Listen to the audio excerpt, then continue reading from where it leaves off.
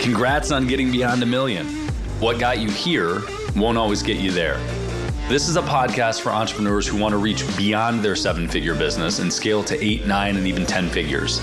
I'm Brad Weimert, and as the founder of Easy Pay Direct, I have had the privilege to work with more than 30,000 businesses, allowing me to see the data behind what some of the most successful companies on the planet are doing differently. Join me each week as I dig in with experts in sales, marketing, operations, technology, and wealth building. And you'll learn some of the specific tools, tactics, and strategies that are working today in those multi-million, 8, 9, and 10-figure businesses. Life can get exciting beyond 1 million. Randy Cohen, I love seeing you. I don't see you enough in Austin. And oddly, the last time I saw you was actually in Antarctica on the other side of the planet. That was ridiculous. I mean, that I got to hang out with you. You know, you with that hairdo look like some of those penguins. You know, I mean, that's actually it was beautiful. I mean, that was, you know, the fact I don't even know if I knew you were there. And I hop on this trip, and all of a sudden I see you on the list, and I'm in Chile with the legendary BW. You know, I mean, how cool was that? We partied, we laughed, and we smelt a lot of penguin shit. You know.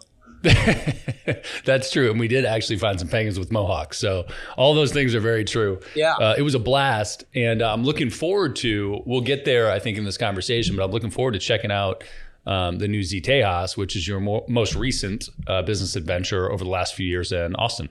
Yeah. You know, it's just interesting. You know, I've already won. I've done pretty good. Have a 35-year-old company in TicketCity that's still crushing it. Amazing team, right seats in the bus, leaner and meaner.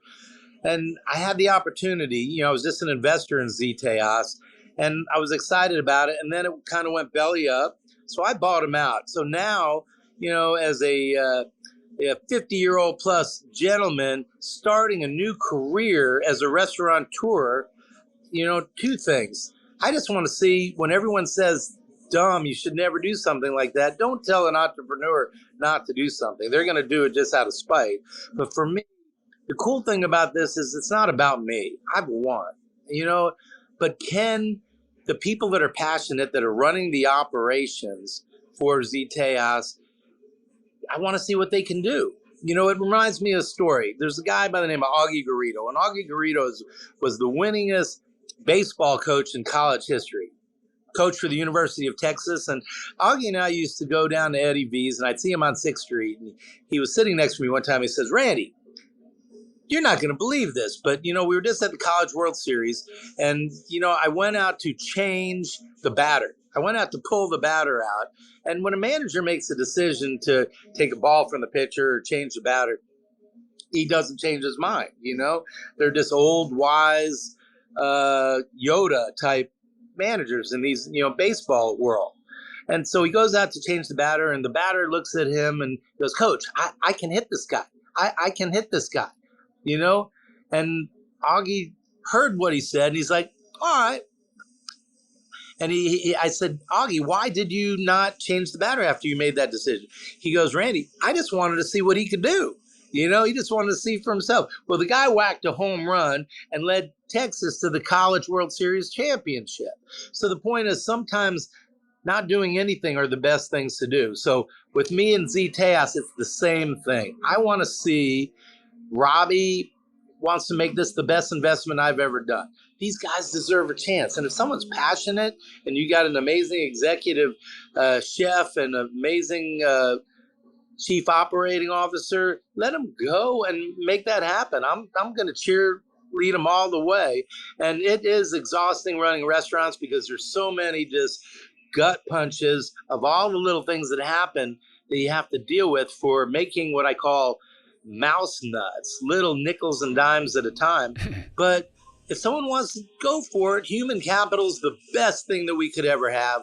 And let's give other people a chance to win and support them. And, you know, what I've learned from TicketCity and culture over the years that I developed, I have the same game plan, and it seems to be working. Well, let's talk about that. So people, for sure, especially with, I think your personality speaks to it right away. You are a people person, and people like Randy. and for lots and lots and lots of reasons that I could share. But Ticket City, I want to get to kind of how to find good people, and maybe you can just tie it in here. But give me a little backdrop on Ticket City. So you mentioned 35 years. Yeah. What's the foundation of Ticket City?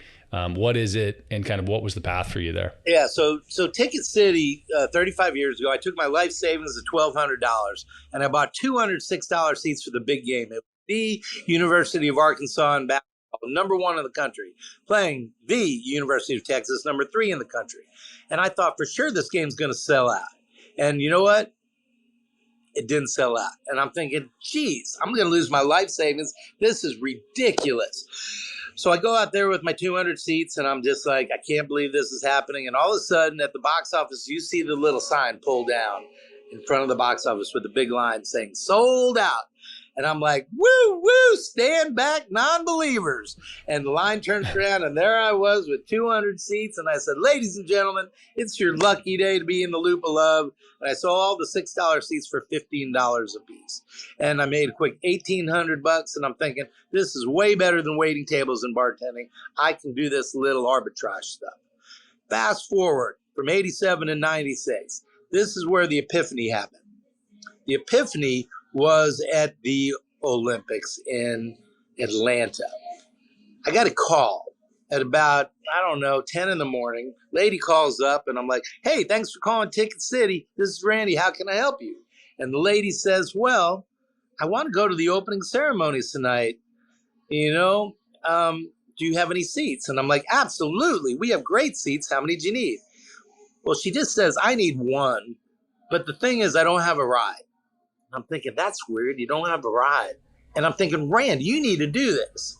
And I said, ma'am, it's your lucky day. I'm coming to get you. And I went and rented a black Lincoln Continental. I drove an hour and a half outside the city, and I picked up this lady. She was a 75-year-old grandmother. And she was so excited to be going to this bucket list event. She couldn't believe she was getting to go. And I'm like, way to go, Randy. Way to do the right thing long after the feeling of doing it leaves you. And we drive, and she's teary-eyed, and we get there, and we see Muhammad Ali light the cauldron, and we see all the Olympians and all their colors of glory from all the different countries walk into the venue. And it was amazing. And she had an amazing time, got her home late that night, got back. I was exhausted. I went to the office the next day, and word starts to spread around the office. Hey, did you hear what Cohen did? He blew off his plans, and he took a grandmother to the Olympics. You know what? To the opening ceremonies. And that's what happens. That's the epiphany. Your team starts doing that. Your team starts doing the right thing, helping make dreams come true long after the feeling of doing it leaves them. And it blossoms into the culture that you're really looking for, of caring, compassion, and what I just call the loop of love. I love that. So at that point in 96, how big was Ticket City in terms of employee, in terms of revenue, whatever metrics you want to share? Yeah. If I go back to that, we had the brokerage side. So we were probably doing 12 million in sales and revenues around that time. And then a few years later, we were still growing, and the year 2000 came, and I had the opportunity to buy a company called soldout.com. And I had a line of credit with the bank, but all of a sudden, 2000, we had the crap that went down where the whole world's going to explode. And the bank's like, hey, Randy, I got to take the line of credit away. I'm like, what? We just are trying to buy this company. Sold out. I need that money. And I, maxed out credit cards. We figured it out. And this is a company on the East Coast, 1-800-SOLD-OUT, which is still our number today. As soon as we ended up buying that, people started calling us for U.S. Open tickets and tennis. Then we had the Yankees Mets in October in the World Series. Then we had the Giants make the Super Bowl. It snowballed, and our sales, that's when we had the website. 96 was when things started kicking. And by 2000, the website was really crushing it. So, with that, we were doing $100+ million in revenue a year on the internet. And then we had our brokerage side too, which was doing really well on inventory that we owned. So it was a hell of a fast journey. And the thing is, you learn. I was all about slow, steady growth. I never took any money in playing the games that a lot of these, you know, big companies do, raising a ton of money to have too much spend. And that's why the company 1-800 sold out, went belly up, because they tried to grow too fast, and then, they ran out of cash. So what were you mentioned the brokerage side versus the other side. What are the two sides, and how did that work for you? So our broker, Or how does it work today? inventory, just having the investments in inventory. So we own all the college football season tickets across the country. We own NFL tickets, NBA tickets, Major League Baseball tickets, concert tickets. We own inventory that's repetitive inventory year after year. So do you have contracts with those teams to buy X amount of tickets every year, or what is that? How does that work? sometimes, you have personal seat licensing, let's say over at Coda Racetrack for Formula One. So we own the same seats year after year. Same thing with NFL. We bought personal seat license, which is basically just locking in ownership for the inventory for a long time. And then we do have deals and contracts and rev shares and all the different things that can be win-win. At the end of the day, it's how do you make things win-win for everybody, and how do you be the fast motorboat to adapt to all these changes that are out there? I mean, there's a lot. You got to be fast because, with this iPhone, people get 20 times the work done now than they did when it was back in the phone and fax days and yellow page days when we started. You have to be agile and ready to move fast. Yeah, well, certainly. I mean, having a website in '96 and moving through the .com era when you were coming from all pre-internet. So you started, the first one was what you said, 87? Yeah. You're talking about advertising in the USA Today. People are calling you on your 1-800 sold out number, and you're trying to take orders that way. So yeah, a lot of changes in the internet world, and we see that today. We remember when you had garden.com in Austin and Dr. Coop and all the different websites that raised a bunch of money, and everybody went belly up. And we were able to adapt and be agile, and TicketCity's still crushing it today. We're having some of our best years ever the last couple of years after COVID, and that way I can focus on the restaurants and get a great team together and be a cheerleader. Well, obviously, the marketing strategies changed radically between 96 and 2022. But from you started by talking about sort of culture and employees and inspiring the team. How big was the team in 96? Yeah, it was. We had a lot of people in the office. I think we had like 30 some, and people were just running around like chickens with their heads cut off, having to answer the phones. And, we were the first, online company taking orders in the secondary market in 96, but it was still, not really developed. And I think, as we continue to grow, we had as many as 68 employees. Now Ticket City does everything with 14 employees. So, the point being is COVID enabled us to get focused, get lean and mean, and, put money towards the top line. So a lot of blessings happen when you're kind of out of business. I mean, obviously, Ticket City during COVID, there wasn't any event. So how are you selling tickets? It was painful. Yeah, I bet. That's wild. COVID was able to really help people get focused and figure out what we need to do to remain relevant. Yeah. I mean, yeah, that's a brutal thing to go through with two in-person live event based companies, right? A restaurant and Ticket City. And COVID's got its own challenges in general, but I guess we'll stay there. So culture being what a big deal it is for you. And I want to go back a little bit and talk about kind of concrete elements of culture, but how did COVID change how you built culture and built community? So, it's really kind of easy, when everybody's struggling and you can actually go out there and help somebody, serve food and bring food to homeless shelters or old age facilities and communities that are having trouble getting food and eating. We could bring that stuff over to them, and it, 9-1 Z Tejas to the rescue. It was, a feel good thing, and it really makes you fight. We were one of the first restaurants in Austin to, open back up and start serving and working, family meals and packages. You have to be the fast motorboat that adapts, and if you can adapt, you can win. You don't sit still. It's the book Who Moved My Cheese. Going back for the same cheese over and over again at a place, and it's not there. Just like an oil and gas baron that has a lot of wells. If he's digging in one well and it's out of the oil, you got to go dig somewhere else. You don't just keep on going back to that one hoping it's gonna start producing again. Yeah, well, that's a lot of people didn't figure that out through COVID also, right? It sank a lot of companies. How did you adjust with TicketCity, and what did you do there? We kept everybody working. The team over the years, we really share the spoils when we're winning, and then when we're not winning, everybody has to take pay cuts, whatever it takes. It's teamwork makes the dream work. So people were working from home. We'd have Zoom meetings.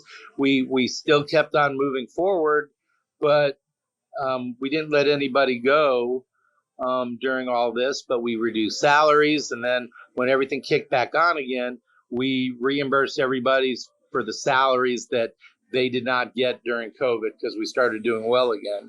And it was a sobering experience because as a human, I am tied and I am a reflection of TicketCity and I am a reflection of Z-Task. Those are who I am, showing up every day. I'm Mr. TicketCity. I'm Mr. Z-Task. And when your company is in the doldrums, you are just in your own head and you are a hot mess. Not that I'm saying I can't be a hot mess with doing well, but it really challenges you. So how do you get the right mindset to keep on moving forward and help other people and make sure we were feeding TicketCity with Z Tejas, once a week they could order from Z for free and get the food delivered to them. We just kept the culture going, and it's all about culture. If all my employees are empowered, and if they know it's right for the company, it's right for the customer, and they don't mind reading about it in the paper the next day, by all means, do it. Go for it. Even if it costs money, I don't care.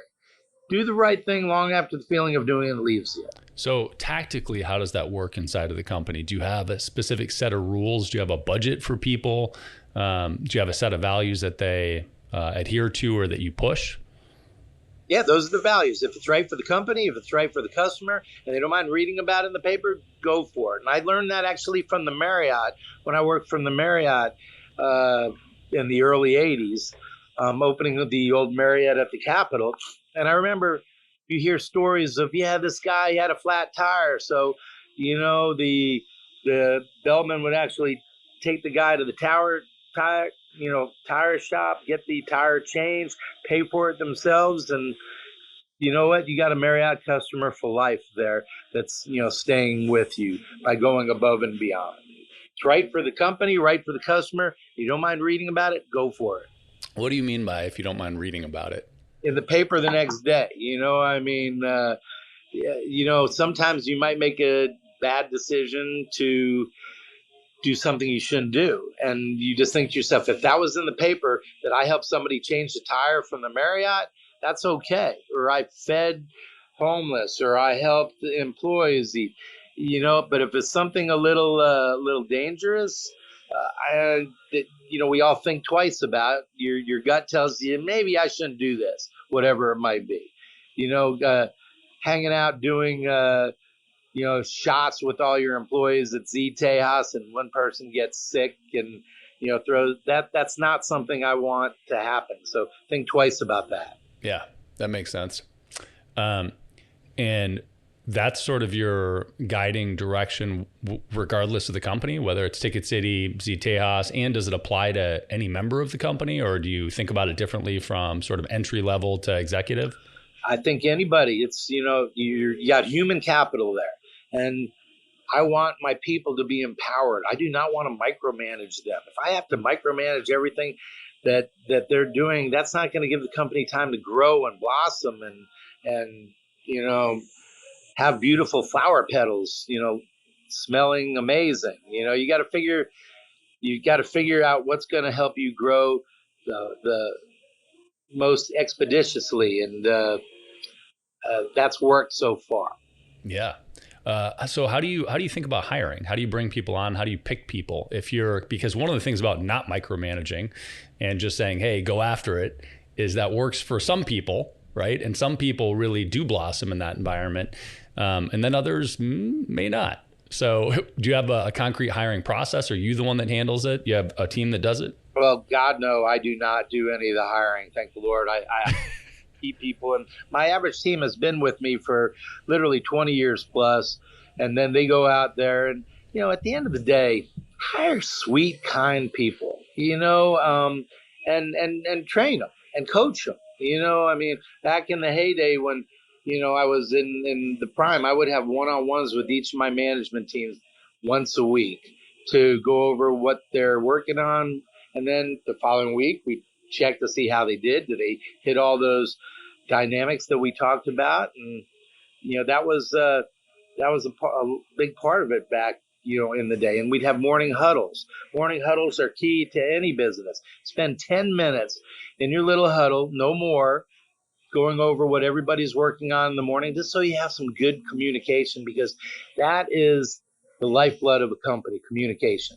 The morning huddles in every company seem to be different. And I would think that TicketCity for you, the morning huddle and what you cover is fundamentally different than opening a restaurant and saying, all right, rah, rah, get after it, take care of the customer today. What's the subject matter difference for you, and how do you approach those two different things? So I'll take you back to a really fun point in my life when we had the TicketCity Bowl.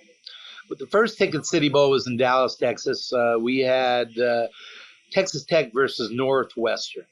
And we were the first brokerage company to actually have a bowl game, and, my name's on it. And, the second bowl game, the second year, was Penn State versus University of Houston.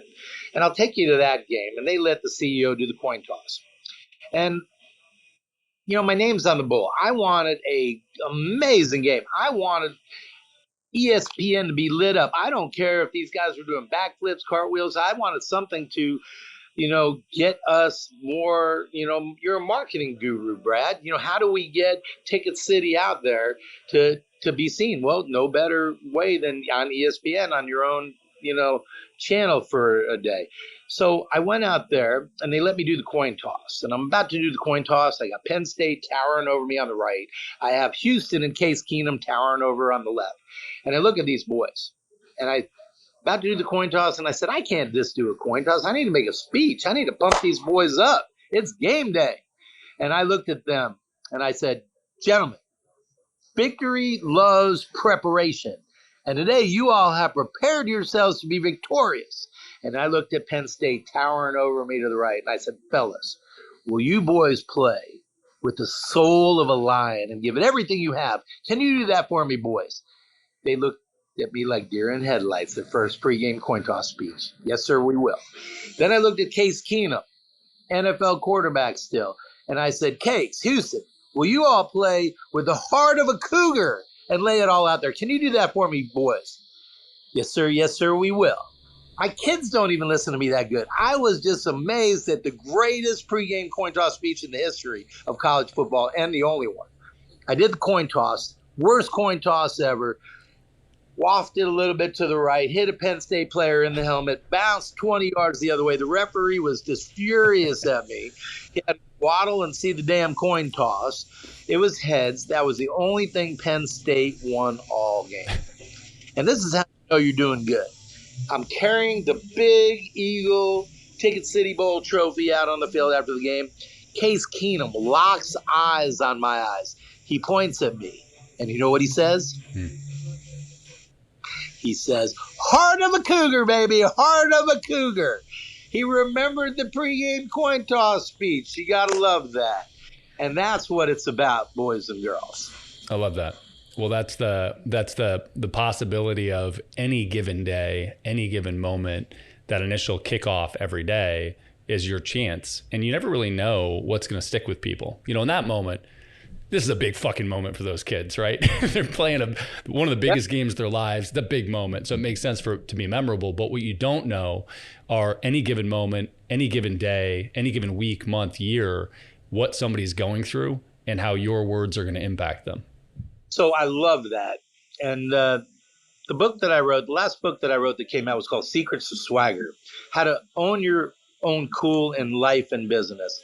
And it's not what we say in life, Brad. It's not what we say, but it's how we feel. And at the end of the conversation, they didn't remember my pregame coin toss speech, but they remember that they were pumped up, you know, and Case Keenum led him to vigor. He was pumped up, a heart of a cougar. And you know, that's, they won. So in life, look, you can't love others until you really love yourself. And if you love yourself and you're going into a place and the way you walk in a room, and you know, when we were on the boat, I'm having a good time. I'm walking in the room, hello everybody. They don't, you know, bringing good energy and making people feel good is really the key to success, because they're not going to remember what you said. They will remember how you made them feel. Yeah, you know what's funny about that to me is when we were in Antarctica, the last night, we have a little party on the boat, and just to set the stage here, you would look at this boat that we're on either as a very tiny cruise ship or a very big yacht. And there are 60 of us, and I think that they have a 100-person crew that is managing this boat. And the 60 of us are hanging out. It's probably 10 o'clock at night. We're drinking, we're listening to music, and we're all sitting there, and somebody pulls out a guitar and starts playing. And I don't remember how, like what the cue was, but Randy, you jump up and run up and grab the mic and just start singing and rapping for like the next 5 minutes. And it was on cue, and it confused people because they thought you had prepared a song, but you didn't have any song. You didn't have any lyrics. You were just shooting from the hip and going. And in that moment, for sure, it was the energy that captivated people and that I remember and that people remember. I don't remember a damn word you said. Right. But it all seemed to work. And the fact of the matter is, it probably wasn't a brilliant song, but it really was executed well. So there's no question that when you leave people with that energy, it matters. What are the things that you put in place in a company to build those moments? Because there are, you know, and maybe you do this deliberately, maybe you don't, but you have the swagger, right? You have a character that plays well in that environment to do that. And not every CEO does, right? Not every founder does. How do you embed that into the culture aside from, you just being you? Trust, compassion, empowerment, and most importantly, just making sure you're there to listen for your team and your staff. Let them know that you care. That's what it is to me. How can I help them be the best them that they want to be, and helping them learn? How do we get 1% better every day as a company at TicketCity, at ZTeos, in order to enable us to thrive? And a company is a living, breathing organism, and if you want to get that organism better, you need to work on it. You need to get everybody thinking about, having the place clean as ETS. Oh, something's on the floor sitting there. Cups are on the table. Don't let them sit there for an hour. Just teamwork makes the dream work. How can everybody help each other to be the best that we can be. And that has to do with training. And, we do offsites. We want a team where everybody loves each other. And, that's one big loop of love to make it successful there. Give everybody some of that swagger. Not everybody's going to be a type A, woo-woo, rah-rah personality. That's me. There's lots of ways to skin the cat and figure out what you can do as a CEO. My title is Chief Energizing Officer because I'm lighting up a room. Here I come. We're rapping, and some's going to make sense, and some's going to sound horrible, but we're going to laugh about it. Everyone's going to realize I cannot sing. I do not know what an ABCD lyric, but I can spout out some rhyme words, and we could be on this show. Hanging out here with BW, having some fun, teaching everyone, making things happen. Don't give a crap. I mean, whatever. I mean, that's horrible. Yeah. But, the fact that you take a chance to go for it and bust something out, why not? And that's half the battle, seeing somebody show up authentically, humbly, and kindly. So if you're authentic, humble, and kind, and you have those things for your customers and for your employees, team, staff, you're going to win because they trust and believe in you. I love that. Well, what stuck with me was empowerment and trust with your staff.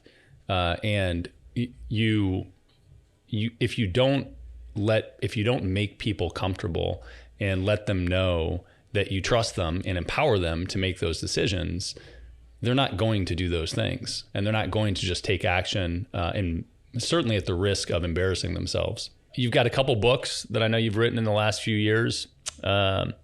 Certainly plug those. And are you online at all? Are you social at all? Or where do you want people to find you? You can find me, Randy at TicketCity.com for email. You can find me Instagram, Randy Cohen Ticket City. Twitter handle is Randy Cohen, I believe. I'm the ticket guy. And the books, Secrets of Swagger was my last book, How to Own Your Cool in Life and Business. That's a terrific book that you'll get a few takeaways on how to enhance your culture and on any book. If you can get one or two takeaways that can really make a difference, you know what? You win. My first book was called Ticket to the Limit, How Passion and Performance Can Transform Your Life and Business into an Amazing Adventure. And then there's a kid's book out there, Dee Dee and Daddy's Big Night Out. I love it, man. Well, I always love hanging out. I appreciate you carving out some time today, and let's get some time in Austin. Maybe we'll carve out some time at one of the Ziteja spots. Can't wait to have some margaritas with you, my brother. And you're always in the loop of love. Woo, woo! I love it, man. Thanks so much. If you learned one thing on this episode, share it with another entrepreneur. They need to hear it. Also subscribe so that new episodes just show up on your phone. It's a lot easier that way. And if you want the really good stuff, check out our free BAM! Tactics and Strategies course. It's where we curate the best tips, tricks, and tools that our guests know, whether they've shared them on the podcast or not. Just go to beyondamill.com. You'll also find previous episodes and show notes at beyondamill.com.